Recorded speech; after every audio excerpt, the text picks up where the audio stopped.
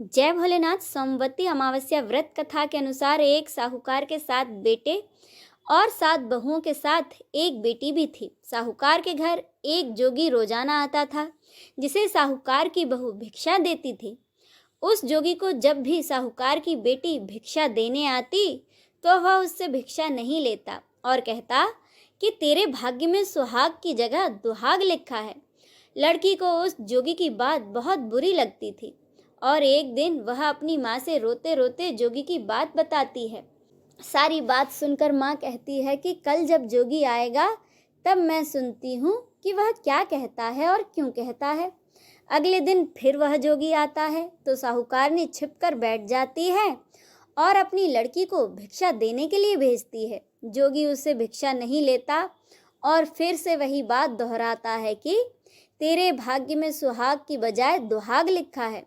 लड़की की माँ बाहर निकल कर आई और उस जोगी से कहती है कि एक तो हम तुम्हें भिक्षा देते हैं और तुम हमें गाली देते हो। जोगी कहता है कि मैं गाली नहीं दे रहा हूँ, जो बात सच है वही कह रहा हूँ। तुम्हारी लड़की के भाग्य में जो लिखा है मैं वही सच आपको बता रहा हूँ। सारी बातें सुनने पर लड़की की माँ कहती है कि जब तुम्हें सारी बात पता है तो इससे बचने का कोई उपाय भी तुम्हें पता होगा, तो वही हमें बता दो। जोगी कहता है कि 7 समंदर पार एक धोबन रहती है जिसका नाम सोना है। वह सोमवती अमावस्या का व्रत करती है। अगर वह आकर अपनी सोमवती अमावस्या व्रत का फल इसे दे दे तभी इसका दुहाग टल सकता है, अन्यथा विवाह के समय सर्प के काटने से इसके पति की मृत्यु हो जाएगी। सारी बातें सुनकर माँ रोने लगी और सोना धोबन की तलाश में निकल गई। चलते चलते रास्ते में तेज धूप पड़ रही थी, जिससे बचने के लिए वह एक पीपल के पेड़ के नीचे बैठ गई। उसी वृक्ष पर एक गरुड़ के बच्चे अपने घोंसले में थे। तभी वहां पर एक सांप आया और गरुड़ के बच्चों को खाने के लिए लपका, लेकिन साहूकारनी ने उस सांप को मारकर गरुड़ के बच्चों की रक्षा की। कुछ देर बाद गरुड़नी आई और उसने सब जगह खून देखा तो साहूकारनी को चोंच मारने लगी। साहूकारनी बोली, एक तो मैंने तेरे बच्चों को सांप से बचाया और तू मुझे ही मार रही है।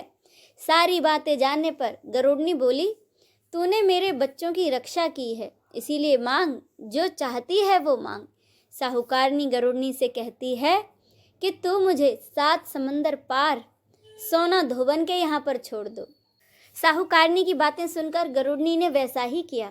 जब साहूकारनी वहां पहुंच गई तो सोचने लगी कि इसे कैसे मनाऊं। सोना धोबन की 7 बहुएं थीं, लेकिन घर के काम को करने के लिए वह सदा आपस लड़ती झगड़ती थी। रात को जब वह धोबन सो जाती, साहूकारनी आती और चुपके से उसके घर का सारा काम कर उजाला होने से पहले वहां से चली जाती। सारी बहुएं आपस में यह सोचती कि कौन सी बहू है जो हमारा सारा काम कर देती है, लेकिन एक दूसरे से पूछने की हिम्मत किसी की भी नहीं होती। काम करने की बात सोना धोबन ने भी देखी। आजकल बहुएं लड़ती भी नहीं हैं और काम भी हो जाता है। फिर एक दिन सोना धोबन ने सारी बहुओं को बुलाया और पूछा, आजकल तुम लड़ती भी नहीं हो और घर का सारा काम कौन करता है? बहुएं सास से झूठ कहती हैं कि लड़ाई करने से फायदा ही क्या है, इसीलिए हम मिलकर काम कर लेती हैं। लेकिन सोना धोबन को अपनी बहुओं की बातों पर विश्वास नहीं हुआ और वह रात को जागकर स्वयं सच देखना चाहती है कि आखिरकार उसके घर का काम करता कौन है।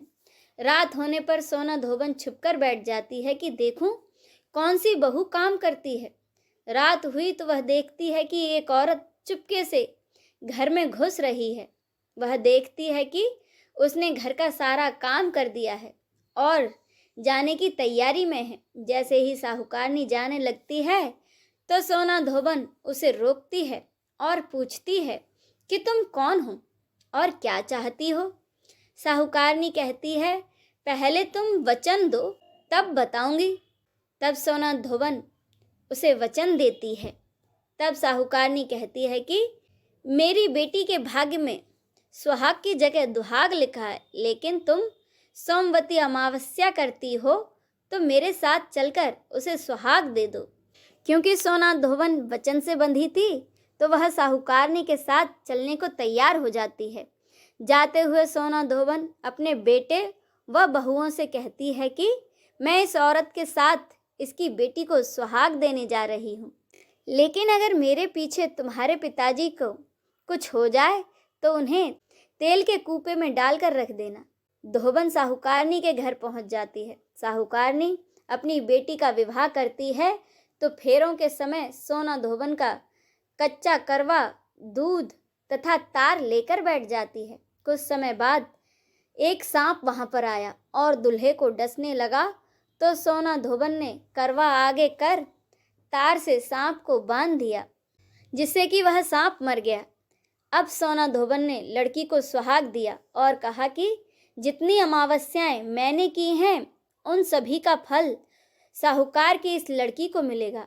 अब आगे जो अमावस्या मैं करूंगी उनका फल मेरे पति और बेटों को मिलेगा। सभी लोग सोमवती अमावस्या की जय जयकार करने लगे। सोना धोबन अपने घर वापस जाने को तैयार हुई तो साहूकारनी ने कहा, तुमने मेरे दामाद को जीवन दान दिया है, इसीलिए तुम जो चाहो मांग लो। सोना धोबन बोली कि मुझे कुछ नहीं चाहिए, और वह इतना कहकर वहां से चली गई। रास्ते में चलते हुए फिर से सोमवती अमावस्या आ गई। उसने पीपल के पेड़ के नीचे बैठकर कहानी कही, व्रत रखा और पीपल के पेड़ की 108 बार परिक्रमा की। पीपल के पेड़ की पूजा के बाद वह अपने घर जाती है तो देखती है कि उसका पति प्राणहीन पड़ा है। यह देख उसने जो रास्ते में सोमवती अमावस्या का व्रत किया था उसका फल अपने पति को दे दिया, जिसके प्रभाव से वह पुनः जीवित हो गया। सब कहने लगे कि तूने ऐसा क्या किया जो तेरा पति फिर से जीवित हो गया। वह कहती है, मैंने ऐसा कुछ नहीं किया है, बस रास्ते में सोमवती अमावस्या आ गई थी जिसका व्रत मैंने किया, उसकी कथा कही और पीपल के वृक्ष की 108 बार परिक्रमा की। अब सारी नगरी में ढिंढोरा पिटवा दिया गया। हर कोई सोमवती अमावस्या का व्रत करेगा, पूजा करेगा और उसकी व्रत कथा कहेगा और इस दिन पीपल के वृक्ष की 108 बार परिक्रमा करेगा। हे सोमवती अमावस्या, जैसा आपने साहूकार की बेटी को सुहाग दिया है वैसा ही सबको देना। हर हर महादेव।